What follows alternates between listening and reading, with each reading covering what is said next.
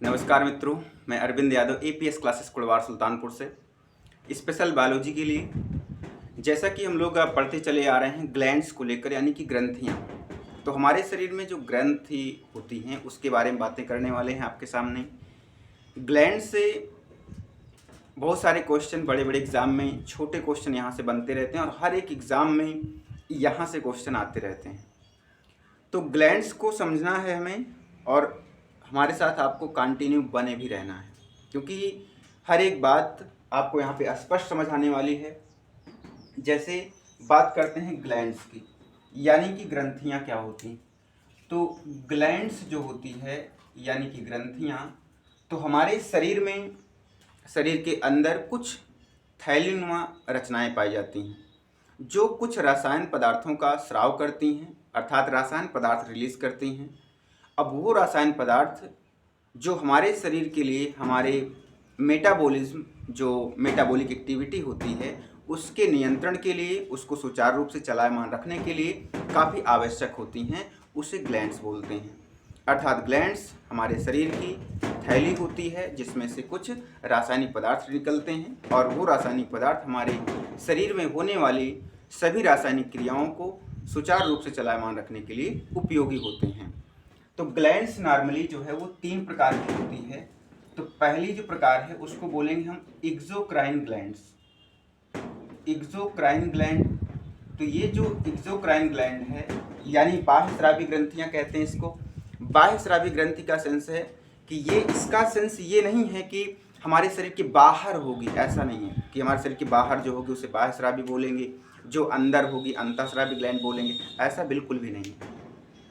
यानी कि बाह्य स्रावी ग्रंथि का मतलब ये हो गया कि ऐसी ग्रंथियां जो हार्मोन का स्राव करती हैं, एंजाइम का स्राव करती हैं। तो यहाँ पर जो ये जो है डक्टेड होती हैं। डक्टेड का मतलब ये नली युक्त होती हैं, यानी ये जो, और दूसरा जो है एंजाइम का स्राव करती हैं, ठीक है, एंजाइम का। और तीसरा जो है इनका संपर्क जो है वो ब्लड से नहीं होता है, ब्लड से नहीं होता है। अर्थात हम जैसे कहते हैं कि जो एक्सोक्राइन ग्लैंड होती है, बाह्य स्रावी ग्रंथियां, वो नली युक्त होती हैं, ये एंजाइम का स्राव करती हैं। एंजाइम एक जैव उत्प्रेरक का कार्य करता है, जो हमारे अंदर जैविक क्रिया होती है उसको प्रेरित करने का कार्य करता है। तो एंजाइम रिलीज करेगा और इसका संपर्क ब्लड से नहीं होता है। यानी खून, जैसे अगर हम लार निकलती है, ठीक है, अगर लार निकल रही है, आंसू निकल रहे, देखिए आपके आंसू में, लार में, इनमें ब्लड नहीं होता है। ये जब आपके निकलते हैं तो ब्लड साथ नहीं आता है, इसका मतलब ये एक्सोक्राइन ग्लैंड होती है। दूसरी ग्लैंड की बात करेंगे, इंडोक्राइन ग्लैंड। तो इंडोक्राइन ग्लैंड वो क्या होगी, इसके बारे में देखते हैं थोड़ा से, और इन ग्लैंड्स के बारे में एक एक करके हम आपके सामने चर्चा करने वाले हैं अभी। तो इंडोक्राइन ग्लैंड, ठीक है ना, इंडोक्राइन ग्लैंड्स क्या होती हैं। थोड़ी सी हवा चल रही भाई, इसलिए थोड़ा सा वाइब्रेशन हो रहा है मोबाइल के उसमें, स्टैंड में, थोड़ा आप बना के रखिएगा ध्यान। तो इंडोक्राइन ग्लैंड क्या होती हैं, अंतःस्रावी ग्रंथियां, यानी ऐसी ग्रंथियां जो अपना स्राव, यानी कि इनसे जो निकलने वाला रसायन है उसका नाम क्या होता है, हार्मोन। और ये विदाउट डक्ट होती हैं, यानी इसमें जो है कोई नली नहीं होती है, और ये जो है ब्लड के संपर्क में रहती है, ठीक है ना, ब्लड के संपर्क में रहती। ये एक प्रकार से 3 मेजर फीचर आपको बताया जा रहा है। तो इंडोक्राइन ग्लैंड से निकलने वाला जो रसायन होगा उसका नाम क्या होगा, हार्मोन होगा। और ये जो हार्मोन है हमारे शरीर के अंदर होने वाली जैविक प्रक्रियाओं में अपना नियंत्रण, अपना योगदान जरूर देता है। और ये कोई नली, इसके साथ कोई नली नहीं होती है, इसका संपर्क जो सीधे ब्लड से होता है। अर्थात ये कोई थैली है ग्लैंड, तो यहाँ पर अगर एक ब्लड वेसल्स बनाएं तो इससे, यानी इस थैली से जो ग्लैंड है इससे निकलने वाला जो केमिकल होगा, जो बना है इसमें केमिकल, वो केमिकल डायरेक्ट ब्लड में रिलीज किया जाएगा। ब्लड के साथ वो अपनी टारगेट सेल को पहुंच जाएगा, जहां पर उसकी आवश्यकता होगी वो ब्लड के साथ वहां पर पहुंचेगा। इस तरह की ग्रंथियां जो होती हैं उनको इंडोक्राइन ग्लैंड कहते हैं। और इंडोक्राइन ग्लैंड को हम आपके इसके पहले वाली वीडियो में जो है एंडोक्राइन ग्लैंड की लोकेशन, मतलब हमारे शरीर में कहाँ कहाँ पर है, पिट्यूटरी कहाँ है, हाइपोथैलेमस कहाँ है, थायराइड कहाँ है, पैराथायराइड कहाँ है, इसकी चर्चा हम लोग कर चुके हैं। बस उसमें क्या चर्चा करनी है, उनका फंक्शन क्या है, वो हम नेक्स्ट वीडियो में करेंगे। तीसरी टाइप की जो ग्लैंड्स हैं जिसे आप कहते हैं मिक्स्ड ग्लैंड। मिक्स्ड का मतलब होता है मिश्रित ग्रंथियाँ, यानी कि अब आपके दिमाग में आ गया होगा अगर मिश्रित ग्लैंड है इसका मतलब वो कुछ एक्सो और इंडो दोनों जैसे पदार्थ का स्राव करती होगी। यानी कि तीसरी जो है आपके पास मिक्स्ड ग्लैंड है, यानी कि मिश्र ग्रंथि।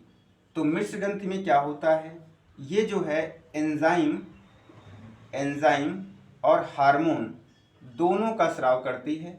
अर्थात आप ये समझ पा रहे होंगे इसमें इंडो और एक्सोक्राइन दोनों ग्रंथियों का ये मिश्रण होता है। तो आपसे यहाँ पर एक क्वेश्चन पूछा जाएगा या हम पूछते हैं कि भाई मिक्स्ड ग्लैंड का कोई एग्जाम्पल क्या है। एग्जाम्पल जो है इसका पैनक्रियाज है, पैनक्रियाज जिसे आप अग्न्याशय बोलते हैं, अग्न्याशय। और इसके अंदर एक सेल पाई जाती है लैंगरहंस या लैंगरहंस की दीपिकाएं के नाम से जानी जाती है। तो ये सेल्स जो होती है हमारे पैनक्रियाज में मिलती है। अब आपको कमेंट में मिक्स्ड ग्लैंड का दूसरा एग्जाम्पल आपको ये देना है।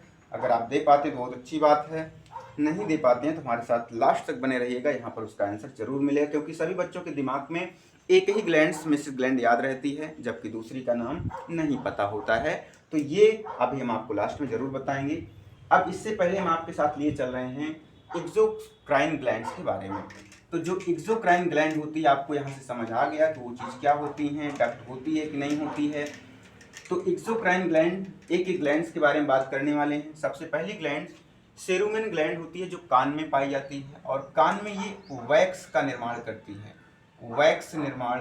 तो वैक्स का मतलब होता है मोम, मोम का मतलब जब आपके कान में कोई धूल मिट्टी कण पड़ जाते हैं तो वो आपको बिल्कुल कुछ मुलायम यानी मोम जैसा कुछ जैसे कहते हैं कि आप घी देखे होंगे, घी जैसा पदार्थ आपके कान से निकलता है। उसको किसी डंडी से या कुछ लोग तो चाबी वाबी से अपना खोद खाद डालते हैं। और ये भी जानिए कि यहाँ पे लैमार्क का जो है पास्टुलेट काम करता है। लैमार्क का पास्टुलेट का मतलब ये हो गया कि अगर जिस तरह से कहा जिस अंग का जितना उपयोग करोगे वो अंग उतना एक्टिवेट हो जाएगा। तो कान, बड़ी तेज से भाई हवा चल रही है, अगर कान जो है बार बार आप उसको कान को खोदेंगे, साफ करेंगे तो आपके अंदर वैक्स का निर्माण कुछ ज़्यादा होगा। तो आप हमेशा खोदेंगे, बार बार खोदेंगे कान की, तो वैक्स का निर्माण करता है जिस ग्लैंड का नाम है सेरुमेन ग्लैंड, ये कान में होती है। दूसरी ग्लैंड लैक्रिमल ग्लैंड होती है जो आँख में, आपकी आँख में दो साइड है, एक अपर साइड जो ऊपर के ये पलक है, नीचे की पलक है। आँख की ऊपर की साइड में जो होती है उसको बोलते हैं लैक्रिमल ग्लैंड, जो upper side of the eyes यानी आँख के ऊपर की साइड में होती है, जहाँ से आंसू निकलते हैं, यानी टीयर्स निकलते हैं बाहर यहाँ पे। तो ये जो टीयर्स हैं यहाँ से आंसू निकल रहे हैं आपके, टीयर्स, ठीक है ना। तो टीयर्स में जो आँख के कोने पर यहाँ पर बिल्कुल पंक्टेटम यानी पंक्टम जिसका नाम होता है, वो कुछ मसल्स होती हैं इकट्ठी रहती हैं आँख के कोने पर। वो क्या करती हैं, उस आँख में जो टीयर्स बाहर आते हैं जब आप बहुत ज़्यादा रोते हैं तो वहाँ पर एब्जॉर्ब हो जाती है और वो सोख करके, उसको जब ज़्यादा सोख लेती है तो आप ज़्यादा रो रहे होते हैं तो ज़्यादा टीयर्स बनेंगे। जब ज़्यादा टीयर्स बनेंगे तो एब्जॉर्ब करके कभी कभी आपके नाक के माध्यम से वो बाहर निकलने लगता है, ठीक है। तो आँख के साथ नाक से भी वो आंसू निकलने लगते हैं, ठीक है। तो ये ध्यान रखिएगा। तो उस समय फिर दूसरी बात आती है मेबोवियम ग्लैंड्स, जो lower side of the eyes, जो आँख के नीचे होती है, नीचे की साइड में जो नीचे की पलक होती है, यहाँ पर जो आप देखेंगे तो नीचे रेड कलर में कुछ मांस होती है, वहाँ पर मेबोवियम ग्लैंड्स होती हैं लोअर साइड में। और ये जो स्राव करती है ये आयली स्राव करती है, यानी इससे आयल और कीचड़ जैसे जो गंदगी है वो यहीं से बन करके बाहर निकलता है। आयली मतलब आपकी आँख को हमेशा नम बनाए रखता है ये, और जो गंदगी जो आपके आँख में सुबह कीचड़ निकलता है, गंदगी निकलती है दिन भर की, वो इसी ग्लैंड्स के माध्यम, इसी ग्लैंड के जो स्राव होता है उसी स्राव के माध्यम से सारी गंदगी जो है वो बाहर निकल आती है। फिर इसके बाद स्वीट ग्लैंड की बात करते हैं, या अपने माउथ में आ जाए। यहाँ पर माउथ में एक ग्लैंड है जिसका नाम आपको पता होगा, सलाइवरी ग्लैंड। तो सलाइवरी ग्लैंड से क्या रिलीज होता है भाई, सलाइवा। तो सलाइवा जो होता है वो भोजन के पाचन में सहायक होता है। तो आप ध्यान रखेंगे सलाइवा में लार जो होती है टाइलिन एंजाइम, टाइलिन, तो लार जो होती है वो लार में देखिए आप कोई ब्लड नहीं होता, अर्थात जो एक्सोक्राइन ग्लैंड है वो विदाउट ब्लडेड होती है, यानी कि ब्लड का संपर्क नहीं होता, उसमें कोई कांटेक्ट नहीं है ब्लड का। तो आप समझ पा रहे हैं सलाइवा जो, अगर यहीं पर एक क्वेश्चन बनता है कि भोजन का पाचन हमारे शरीर में कहाँ से स्टार्ट होता है, तो मुख से ही स्टार्ट होता है। स्टार्ट करने वाला एंजाइम कौन सा है, वो टाइलिन होता है, जो सलाइवरी ग्लैंड से रिलीज होता है। इसके बाद हम अगली ग्लैंड की तरफ चलें, स्वीट ग्लैंड, यानी जो पसीना रिलीज करती है हमारी त्वचा में, ये पसीना रिलीज करती है। और पसीने में क्या होता है, NaCl, यानी स्वीट ग्लैंड पसीना रिलीज कर रही है। और इसमें जैसे पसीना, अब आपको, और इसमें जो जैसे आंसू की बात कर रहे थे, इसमें एक लाइसोजाइम की बात आएगी। लाइसोजाइम एंजाइम जो बैक्टीरिया वायरस को मारने का काम करती है। अगर आपके आंख में पड़ जाए तो वैसे ही पसीने में भी लाइसोजाइम होता है, लाइसोजाइम। तो ये भी क्या करेगी, आपके शरीर में जो गंदगी है उसको बाहर निकालेगी, और जो शरीर में कुछ भी इन्फेक्शियस डिजीज अगर काज होगा तो लाइसोजाइम जो बैक्टीरिया वायरस को मारने में हेल्पफुल करेगी। अगर कोई काला या लाल शर्ट पहना हो, तो अगर उसको पसीना हुआ रहेगा तो उसके बाद में आपको सफ़ेद सफ़ेद रंग के, वहाँ पर आपको सफ़ेद रंग नज़र आएगा उस कपड़े में, इसका मतलब इसमें साल्ट होता है। अगली ग्लैंड है सेबेशियस ग्लैंड। जो सेबेशियस ग्लैंड जो नॉर्मली सीबम रिलीज करती है, सीबम का मतलब तेलीय पदार्थ रिलीज करती है, आपकी त्वचा को सूखने से बचाती है। ये त्वचा को जो है वो सूखने से बचाएगी। और ये मोस्टली कहाँ पर होती है, नोज पर, यानी नोज यानी नाक पर। जैसे आप जब कभी कोई चीज़ तीखा पदार्थ खाते हैं, सबसे पहले पसीना आपको आपकी नाक पे होता है। तो नाक पे जब होता है तो इसका मतलब जो सेबेशियस ग्लैंड है वो हमारी नाक पे पाई जाती है मोस्टली, और ये जो है त्वचा को नम बनाने का काम करते हैं, यानी कि जो त्वचा है आपकी सूखने ना पाए। और लड़कियों में क्या होता है, ये लोग अगर इनके शरीर से, इनके मुख से अगर ऐसा कुछ निकलता है तो उसके ऊपर क्रीम लगा करके दुनिया भर का ड्रामा करके बाद में पिंपल्स निकाल लेंगी, छोटे दाने शरीर में निकल आते हैं, यानी चेहरे पर। तो ऐसा नहीं करना चाहिए, ये सब आपकी नेचुरल चीज़ें हैं। तो ठीक है, उस पोर को बंद नहीं करना चाहिए, उस ग्लैंड को बंद नहीं करना चाहिए जहाँ से ये सब निकल रहे हैं, क्योंकि ये नेचुरल प्रोसेस है। इसके बाद की जो गैस्ट्रिक ग्लैंड, यानी आमाशय में बहुत सारे, जैसे यहाँ पर डाइजेस्टिव एंजाइम रिलीज होता है। अब ये जो डाइजेस्टिव एंजाइम है, यहाँ पर आप पेप्सिन का यूज, पेप्सिन नाम सुने होंगे, ठीक है ना, पेप्सिन ये एंजाइम, ठीक है। और उसके बाद गैस्ट्रिक ग्लैंड में जब आपका ये जो पेट है अगर ढंग से काम नहीं कर रहा होता है, तो उस समय क्या होता है, आपके पेट में गैस बन जाती है। तो आप जैसे कहते हैं कि मतलब गैस बनने के बहुत सारे ऐसे लोग होते हैं जिनको ढकार सी बड़ी अजीब सी आती है, तो वो इनकी गैस्ट्रिक जो जूस होता है इससे निकलता है, उसमें गड़बड़ी होने की वजह से ये सारी बातें वहाँ पर होती हैं। तो इसके बाद म्यूकस ग्लैंड, तो म्यूकस ग्लैंड की चर्चा करें तो जो म्यूकस ग्लैंड होती है ये श्लेष्म रिलीज करती, नाम ही म्यूकस है तो श्लेष्म रिलीज करेगी। श्लेष्म जैसे आपकी आंत में, बड़ी आंत में, मलाशय में कुछ तरल पदार्थ रिलीज होते हैं जो उन गंदगियों को बाहर निकालने का काम करते हैं। उसके बाद सबसे इम्पॉर्टेंट ग्लैंड जो है आपके पास लीवर ग्लैंड है, और लीवर ग्लैंड से बहुत सारे क्वेश्चन पूछे जाते हैं। तो लीवर ग्लैंड क्या होती है इसको हम समझेंगे यहाँ पर आपके सामने। और आपको एक बात याद दिला दें, अभी आपने कमेंट नहीं किया है उस मिसेस ग्लैंड का, तो आप जरूर कमेंट करें, सोच करके, देख करके, पता करके, कैसे भी करके आप जो है मिसेस ग्लैंड का सेकंड एग्जाम्पल, यानी पहला तो पैनक्रियास सबको पता है, दूसरा वाला आप जरूर कमेंट करें। अभी आइए देखते हैं लीवर ग्लैंड्स। जो लीवर होता है हमारे शरीर में वो क्या होता है, लीवर के साथ बड़ा अच्छा लीवर ग्लैंड्स। सबसे पहला फैक्ट देखेंगे तो लीवर जो है हमारे सब शरीर की सबसे बड़ी ग्रंथि है। ये जो है सबसे बड़ी ग्रंथि है लीवर ग्लैंड। और ये क्या करती है, ये जो है ग्लूकोज को ग्लाइकोजन में कन्वर्ट करने का काम करती है, ग्लाइकोजन में, जो आपके शरीर में भोजन के रूप में स्टोर रहता है। तो जैसे पूछा जाए कि हमारे शरीर में भोजन किस रूप में स्टोर रहता है, तो वो ग्लाइकोजन के रूप में। तीसरा जो हमारे शरीर में अमोनिया यानी कि विषैला पदार्थ बनता है, तो लीवर उसको क्या करता है भाई, उसको यूरिया में NH2CO NH2 में चेंज कर देता है। यानी अमोनिया जो है वो किस में चेंज हो जाती है, यूरिया में। और यूरिया थोड़ा सा कम विषैला होता है और ये मूत्र के सहारे बाहर निकाल दिया जाता है। उसके बाद अगर हम बात करें लीवर की जो सेल्स होती हैं, लीवर में 2 प्रकार की कोशिकाएं होती हैं।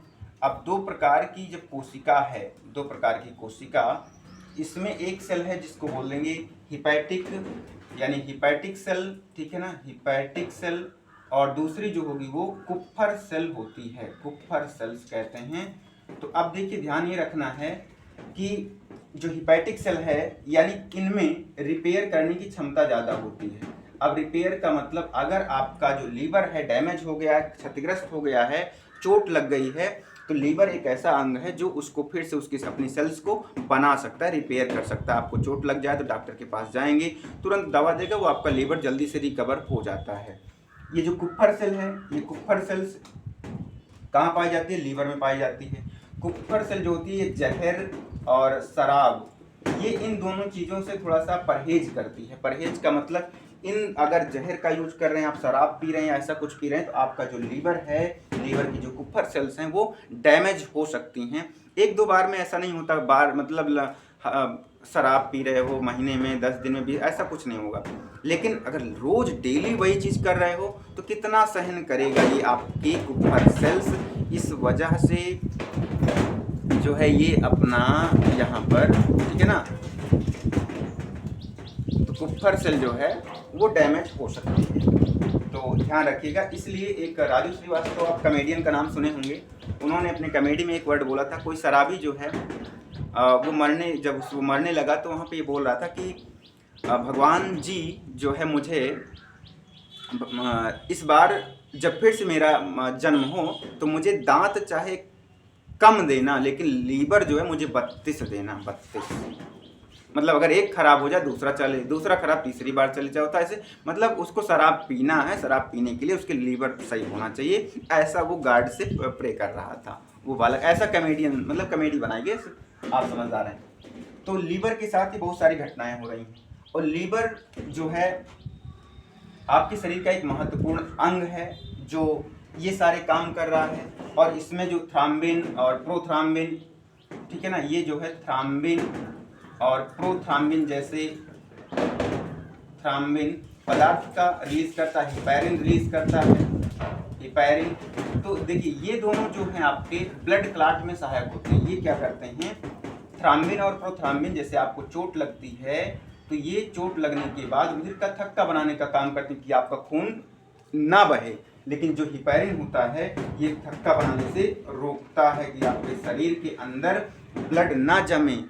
आपके शरीर के अंदर जब ब्लड नहीं जमता, जो हमेशा बहता रहता है, फ्लो करता है, वो हिपैरिन की वजह से होता है। और जो आपके शरीर के बाहर जब चोट लगती है, आपका ब्लड फ्लो करता है, बाहर रिलीज होता है, उसको रोकने का काम थ्राम्बिन और प्रोथ्राम्बिन करता है। जो हमारे ब्लड की प्लेटलेट्स, यानी आपने सुना होगा प्लेटलेट्स, जो रुधिर क्लॉट में सहायता करता है, रुधिर ब्लड प्लेटलेट्स, जिसका साइंटिफिक नेम होता है थ्रोम्बोसाइट होता है। यहाँ तक बातें आपको बिल्कुल स्पष्ट समझ आ रही होंगी। तो आपको ये जो एक्सोक्राइन ग्लैंड थी इसके बारे में काफ़ी बातें समझ आई होगी। और अब लास्ट में उस मिसेस ग्लैंड का जो एग्जाम्पल है उसका एग्जाम्पल आपके सामने, अगर अभी अब तक आपने कमेंट नहीं किया तो ये भाई बिल्कुल, क्योंकि लगभग जो है सभी बच्चों को यही पता होगा, ओनली पैनक्रियाज ज़्यादा से ज़्यादा, जबकि ये हमारे शरीर से ही संबंध रखती है। तो जो मिसेस ग्लैंड का अगला एग्जाम्पल है जिसे बोलते हैं गोनैड्स। अब गोनैड्स जो है मेल गोनैड्स भी होते हैं और फीमेल गोनैड्स भी होते हैं। मेल गोनैड का नाम है टेस्टिस और फीमेल गोनैड का नाम है ओवरी। तो यानी कि जो है ये ओवरी और टेस्टिस में कुछ एंजाइम रिलीज होते हैं, अर्थात दोनों के एक साथ बोलने, यानी दोनों में, मतलब टेस्टिस और ओवरी को एक साथ बोला जाए तो उसको गोनैड यानी कि जनद कहते हैं। ये फीमेल में ओवरी पाई जाती है, मेल में टेस्टिस पाया जाता है, यानी गोनैड जो है दूसरी मिक्स्ड ग्लैंड है हमारे शरीर की। वीडियो पसंद आए तो लाइक शेयर सब्सक्राइब करना ना भूलें और अपने दोस्तों में ज़रूर शेयर करें। APS classes Kurwar Sultanpur special biology classes के लिए आप ज़रूर सब्सक्राइब कर लें। जय हिंद दोस्तों।